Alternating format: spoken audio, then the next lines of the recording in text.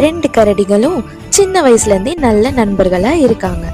அப்படிதான் ஒரு நாள் 2 பேரும் விளையாண்டு முடிச்சுட்டு அங்க ஒரு குகைக்குள்ள உணவு இருக்கிறத பாக்குறாங்க.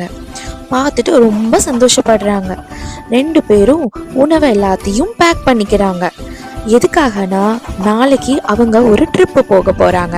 அதுக்காக நிறைய உணவு நமக்கு கிடைச்சிருக்கு அப்படின்னு பேக் பண்ணி எடுத்துட்டு போறாங்க.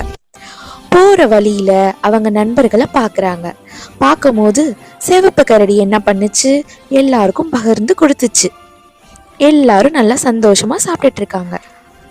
கிடைச்ச எல்லா உணவுகளையும் அடுத்த நாள் ட்ரிப்பு போறதுக்காக 2 கரடிகளும் பேக் பண்ணிட்டு இருக்காங்க. ஆனா இந்த நீல கரடிக்கு இதெல்லாம் பிடிக்கவே இல்லையாம்.